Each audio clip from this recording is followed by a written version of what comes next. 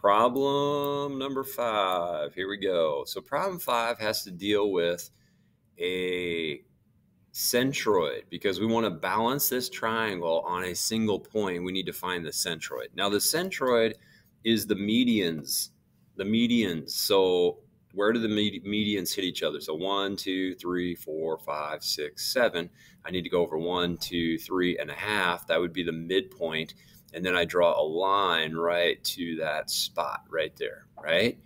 If I could find one more median, then I would be in great shape. So let's see, I go over 1, 2 to get right below A.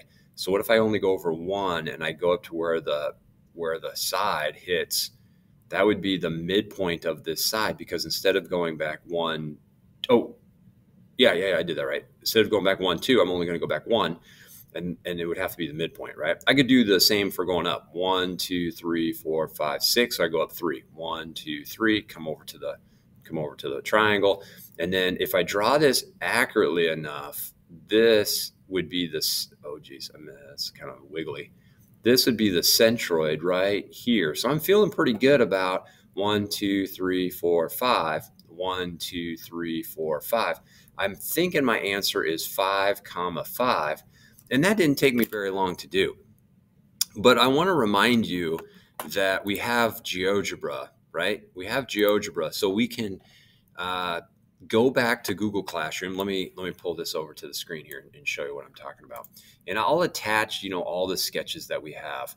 And our sketches were last Monday, not this past Monday. And here's the centroid sketch, right? And so we talked a little bit about just adjusting where the 3 points of the triangle are located. So let's look back at the drawing. We have a point at 2, 1, 2, 3, 4, 5, 6, 7. So 2, 7, 1, 2, 3, 4, 1. So 2, 7, 4, 1. And the other one was 1, 2, 3, 4, 5, 6, 7, 8, 9. 9, 7, right? So we got 2, 7, 9, 7, and 4, 1. Okay, so let's see if I can remember all that. One of the points was at 2, 7. So I go 2, 7. Another point was at 4, 1. So I put it at 4, 1. So let's see, 4, 1. And the other point is at, what was it? I know the Y value is 7. Was it 9, 7? 9, 7. I hit enter. And then all I need to do is go over here and click on the point. I go to the A value. I show values. And look at that. It's at 5, 5. Oh, my goodness. So if you don't want to spend a whole ton of time doing this problem, you could, you could turn the grids on. That's what I'm doing right now. So you could, if you can make it accurately enough, draw it on the paper if you know that you're finding the medians. All right. Hope I made number 5 clear. I think GeoGebra is the best way to go, though, on the test, because I don't know if it's going to be that easy to see, where the midpoints are on the triangle that I give you on the test. I'm going to mess with this a little bit, right? Hopefully you won't have the same exact problem, because you can just memorize or look at your notes that it's 5, 5. Angles less than 7. Okay, so we're supposed to list all the angles that are less than 7. So when I look at this drawing down here, 7 is called an exterior angle, right? So this is the exterior angle. And we're looking for remote interior angles. So that would mean that like this angle right over here, that whole angle is a remote interior angle to 7. That would mean that 4 and 3 have to be less than 7, because they're just pieces of this remote interior angle.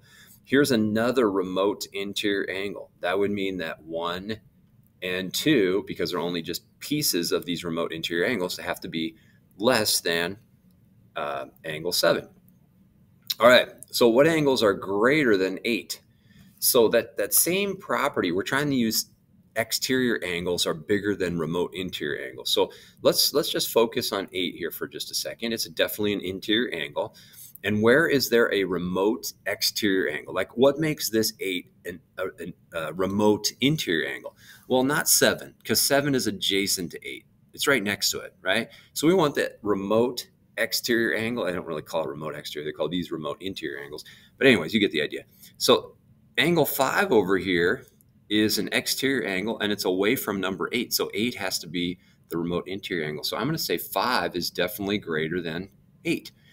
Is there anything else that's a remote exterior angle to 8? No, I don't think so. So I'm just going to say 5. If you think I'm wrong on that, we're going to bring up the discussion in class. All right, that's how we do number 6. Going on to 7.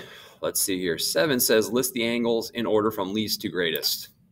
This one, I hope you're thinking, come on, it can't be this easy on the test. Yeah, this is how easy this concept is. This guy here is the smallest. You just have to make sure you identify where the smallest, the medium side is. So this one's the medium length, and this one's the longest length, right? So the angle that's the smallest is across from the smallest side. So this is the smallest angle. This isn't the most important concept, but it is helpful. It is helpful when we get to more complex ideas to be able to identify where the smallest angle is, where the medium size angle is. So let's start listing them. They want it from least to greatest. Well, we just said angle R is the least. Then angle Q is the medium angle. And then angle S has to be the longest or the largest angle. Okay, since it's across from the longest side. Let's see, is that a good place to stop? Yeah, I think it is, because we got to go over to the back side of the test. Thanks for watching.